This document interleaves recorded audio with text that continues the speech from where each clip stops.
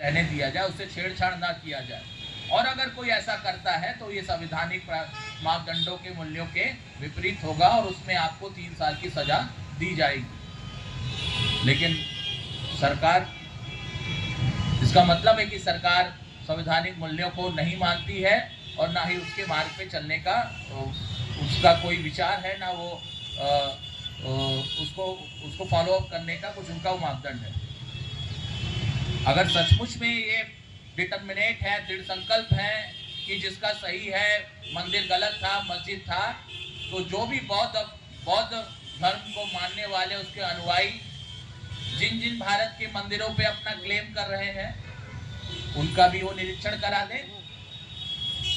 अयोध्या में जब भी हुआ आपने देखा, उसकी खुदाई हुई, उसके नीचे बौद्ध एरा के ढेर सारे स्तूप और बौद्ध के टेम्पल, मूर्तियां, इस तरह की चीजें खुदाई में मिली। तो या तो आप उनका भी करवा दें। 86,000 जो बौद्ध स्तूप और उनके मठों को उजाड़ा गया, और आज वो दावा करते हैं कि भारत के हजारों ऐसे मंदिर हैं जिसपे बौद्ध स्थल थे, उसको उजाड़ के या उसका स्वरूप बदल के आपने बनाया है। तो अगर आप उनके साथ न्याय नहीं कर पा रहे हैं, जो भी बुद्धिस्ट मांग रहे हैं कि भाई हमारा किया जाए, उनका आप नहीं कर पा रहे हैं और पर्टिकुलर केवल मंदिरों को लेके मस्जिदों पे हमला कर रहे हैं, ये तो बिल्कुल गलत है। और अगर आप ऐसा नहीं कर सकते तो फिर मैं दोहरा रहा हूँ कि वर्शिप एक्ट 1991 को फॉलो करते हुए इस तरह के असामाजिक और गैर संवैधानिक मुद्दों को ना छेड़ा जाए। भारत में स्वास्थ्य, शिक्षा, रोजगार, महंगाई सब कुछ है, उसके पीछे देखा जाए। तो संवैधानिक मूल्यों का हनन हो रहा है। सुबह ही मैंने अमर उजाला अखबार में देखा, पढ़ा, प्रचार के लिए 30,000 रुपए मानदेय, प्रचार पद के लिए 30,000 मानदेय देवरिया में एक विज्ञापन निकला है। प्रवक्ता के लिए 20,000 रुपया मानदेय और इसी तरह 6,000। ये क्या है? आउटसोर्सिंग, ठेका प्रथा। ये किसको जाएगा, किसको नुकसान होगा इससे सबसे ज्यादा? तो सीधे सीधे आरक्षण पे हमला है। पिछले 10 सालों में केंद्र की 88%, केंद्र सरकार की 88% नौकरियों में डिक्रीज हुआ, मतलब गिरावट हुआ है 88%। और धीरे धीरे सरकारी नौकरियां सीमित होती जा रही हैं। तो किसका नुकसान हो रहा है? हमारे संवैधानिक मूल्यों का ही नुकसान हो रहा है। तो मैं यह कहूँगा कि ये जो दौर है बड़ा कठिन दौर है, और हमारे संविधान को बचाना, हमारे संवैधानिक मूल्यों को बचाना अगर किसी का कर्तव्य है तो भारत के बहुजनों का है। क्योंकि संविधान पे हमला मतलब हमारे सामाजिक, आर्थिक, राजनीतिक मूल्यों पे हमला है, और इस संविधान को बचाने के लिए हमें दृढ़ संकल्प होना पड़ेगा। अन्यथा आप देखिए, आरक्षण हमारा समाप्ति की ओर है। स्कूल, कॉलेज को प्राइवेट सेक्टर के हवाले करते जा रहे हैं। तो हम ना स्वास्थ्य के मुद्दे पे हमको कुछ लाभ मिल रहा है हमारे समाज को, ना शिक्षा, ना रोजगार, हम सभी से दूर होते जा रहे हैं, क्योंकि सरकार संवैधानिक मूल्यों का उल्लंघन कर रहा है। क्योंकि यहाँ पे कुछ साथी बैठे हैं, तो मैं कुछ मुख्य मुद्दा आपको और जोड़ देना चाहता हूँ कि संविधान के तहत ही हमें 1980 के दौर पे एक बजट मिला। उस बजट का, वो बजट बनाया गया था भारत के दलितों, आदिवासियों के सामाजिक, शैक्षणिक, आर्थिक दशा को देखते हुए बनाया गया था। और वो एक योजना था, उसको अंग्रेजी में बोलते हैं SC/ST सब प्लान। और अभी क्या उस सब प्लान का अभी उसका स्वरूप क्या हो गया है कि हमारे हिस्से का बजट जो आता है, SC/ST का जो बजट आ रहा है, वो आधा पैसा ऐसे ही वापस चला जा रहा है। आधा पैसा ऐसे वापस चला जा रहा है। जैसे मान लीजिए इस बार हमारे बजट का 50 लाख करोड़ रुपया पूरे देश का बजट था, तो उसमें SC/ST का बजट 22% होना चाहिए था, लगभग 11 लाख करोड़ के आसपास ना, 11 लाख करोड़ के आसपास होना चाहिए था। लेकिन भारत के SC/ST को मिला लगभग 4 करोड़ के आसपास, 40% से भी कम।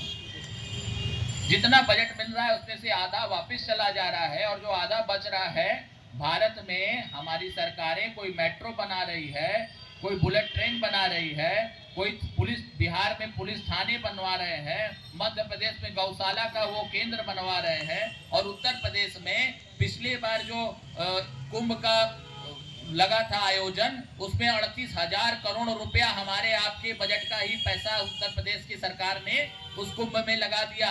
38,000 करोड़ रुपया आप कल्पना कर लीजिए कितना होता है। अगर उत्तर प्रदेश के 80 जिलों के जितने ब्लॉक हैं, अगर उस ब्लॉक में अगर एक बड़ा कारखाना खोला जाए जिसमें 2-4 हजार, 5 हजार, 10 हजार लोगों को उसमें काम मिल सकता हो, तो अभी वो पैसा बच जाता।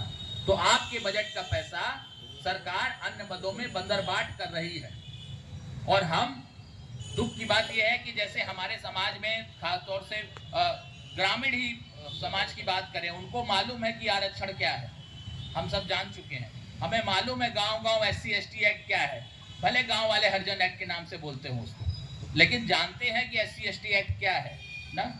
पट्टे की जमीनों के बारे में भी गांव में अधिकतर लोगों को मालूम है कि हमारा अधिकार है और हमको इसको पाना है। तो आरक्षण मालूम है, SC/ST एक्ट मालूम है, पट्टे की जमीनों के बारे में मालूम है। लेकिन ये जो बजट का सवाल है, जो सामाजिक न्याय की आधी लड़ाई का सवाल है, वो हमें हमारे मिडिल क्लास जो सो कॉल्ड पढ़ा लिखा बुद्धिजीवी वर्ग है उसको भी बहुत ही कम मालूम है। हमारा 90% से ज्यादा समाज इस इशू को नहीं जानता, जबकि सामाजिक न्याय की आधी लड़ाई है। आधी लड़ाई तो छुआछूत, भेदभाव, वर्ण व्यवस्था, जजमानी है ना, लेकिन आधी लड़ाई हमारी वो बजट की लड़ाई है जिसको हमें अभी संगठित होकर लड़ना होगा। आपको बता देना चाहता हूं कि हम इस मुद्दे पे हम लोग कुछ सालों से सक्रिय हुए हैं। अभी इस पे लोग के सड़कों पे भी उतरने के लिए हम तैयार हैं और जगह जगह बैठ के किए हैं। तेलंगाना राज्य में 4 साल पहले इसकी पूर्व की सरकार ने SC/ST सब प्लान को कानूनी दर्जा दिया, मतलब कानून बनाया। जैसे यहाँ पे बोलते हैं ना, सरकार से आप जमीन मांगे कि हमें कोई पट्टे की जमीनें दिलवा दीजिए, तो सरकार कहती है हमारे पास जमीन नहीं है। लेकिन तेलंगाना सरकार ने आज से 3-4 साल पहले की बात बता रहा हूँ, लगभग 18,000 एकड़ जमीन SC/ST सब प्लान के बजट से खरीद के वहां के दलितों और आदिवासियों के हजारों परिवारों में बंटवाया। 10 लाख से लेके 40 लाख रुपए तक अनुदान 17,000 परिवारों तक दिलवाया। और आज तो महंगाई है, पढ़ाई बहुत महंगी हो गई है ना। आप अपने बच्चे को ना डॉक्टर बना पाएंगे ना इंजीनियर बना पाएंगे। उस राज्य ने 1300 छात्रों को अब्रॉड भेजा, मतलब विदेश भेजा हायर एजुकेशन के लिए। और आवासीय शिक्षा पद्धति 700 विद्यालय उन्होंने खोला है आवासीय शिक्षा पद्धति का। एक मॉडर्न राज्य तैयार हुआ। वो कहां का पैसा, कहां का बजट है? वो हमारा ही आपका बजट था जो सरकार ने, तत्कालीन सरकार ने हमारे लिए उस बजट के पैसे से निकाल के बनवाया। अब सवाल ये उठता है, जैसे तेलंगाना, केरला, उत्तराखंड, राजस्थान और ऐसे 5-6 राज्यों ने इस योजना को कानून बना दिया है, तो वैसे हम भी मांग कर रहे हैं। इस बार हम लोग विश्व आदिवासी दिवस वाले दिन 9 अगस्त को हम लोगों ने राष्ट्रपति को भी ज्ञापन दिया कि जो SC/ST सब प्लान का बजट है, पहले तो उसको कानून का दर्जा बनाते हुए संविधान की 9वीं अनुसूची में डाला जाए, एक अलग से आयोग बने, क्योंकि इतना ज्यादा पैसा है कि हमें आपका 5 किलो राशन का भीख नहीं चाहिए। अगर सरकार इस बजट को, इस पैसे को बांट दे भारत के दलित आदिवासियों में, तो हर साल दलित आदिवासियों के हर परिवार को 1 से 1.5 लाख रुपए उनके खाते में ऐसे ही चले जाएंगे। वो 50,000 रुपए का राशन खरीद के खा लेगा, 1 लाख रुपए का कोई अपना काम धाम कर लेगा हर साल का। आप कल्पना नहीं कर सकते कि आपके बच्चों के वजीफे से लेके वृद्धा पेंशन, विधवा पेंशन, ये जो आवास सुविधा जितनों भी दलितों को मिल रहा है, हायर एजुकेशन में हमारी बहनें जो और हमारे भाई हमारे जो कॉलेजों में एडमिशन ले रहे हैं, जिसका फीस है, जिसका फेलोशिप है, वो वहीं से आता है। ये सारा बजट धीरे धीरे प्राइवेट सेक्टरों में होके चला जा रहा है। तो हमारा बस इतना कहना है कि इस बजट के सवाल को लेके हम अगले माह से एक अभियान में हम लोग निकलने वाले हैं। ब्लॉक स्तर से शुरू करेंगे और हम भी मांग करें गांव-गांव कि हमें भी पट्टे की जमीनें खरीद के दे सरकार, हमारे गांव में कम से कम पुस्तकालय निर्माण कराए, खेल मैदान का निर्माण हो, SC/ST के लिए क्या कहते हैं हॉस्टल का निर्माण हो।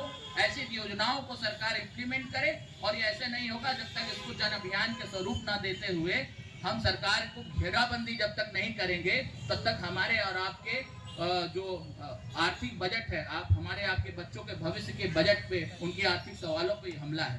तो साथियों, संविधान दिवस पे मैं इसलिए बात को फोकस कर रहा हूं कि ये भी हमारा संवैधानिक हक है और सामाजिक न्याय की आधी लड़ाई है। जिस दिन हम इसको पा लिए, जिस दिन इसको कानूनी दर्जा बना लिए, उस दिन हमारे बच्चों का, चाहे वो मेडिकल सेक्शन में जाए, चाहे इंजीनियरिंग बने, चाहे डॉक्टर बने, चाहे मतलब जो भी कुछ उसको इच्छा हो वो सरकार बहन करे। और जो लाखों पट्टे की जमीनें पड़ी हुई हैं वो सरकार की जिम्मेदारी है कि वो SC/ST सब प्लान के बजट से हमें खरीद के उन भूमिहीनों को दिलवाए। महिलाओं के लिए अलग से उस तरह की फैसिलिटी करवाए। अन्य सरकारें करा रही, आप क्यों नहीं करवा सकते? जब एक राज्य करवा रही तो आपका राज्य क्यों नहीं करवा रहा है? तो हम आपसे यही अनुरोध करेंगे, कम से कम इस बजट के सवाल को आप लोग भी देखें, समझे, पढ़ें। और जब हम अभियान हम लोग शुरू कर रहे हैं और अगले माह से संभवतः बाबा साहब के परिनिर्वाण दिवस के बाद से हम लोग शुरू करेंगे और पूरे पूर्वांचल में हम इस अभियान को जनता के बीच लेके जाएंगे। जब तक हमें बजट को कानूनी दर्जा नहीं बना लेते तब तक हमें सामाजिक न्याय, हमारा जो आधी लड़ाई है वो मिलने वाला नहीं है। ये सरकारों से कुछ नहीं होगा। विपक्ष शांत है, मौन है, तो हमारे आंदोलन के जो लोग हैं उनकी जिम्मेदारी होती है, जो बहुजन मूवमेंट से जुड़े लोग हैं उनकी जिम्मेदारी होती है कि इस विषय पे हम सब एक साथ होके एकजुटता दिखाते हुए इस लड़ाई को लड़ें। बस यही बात कहते हुए आप सभी को संविधान दिवस पे एक बार फिर से शुभकामनाएं। जय भीम, जिंदाबाद।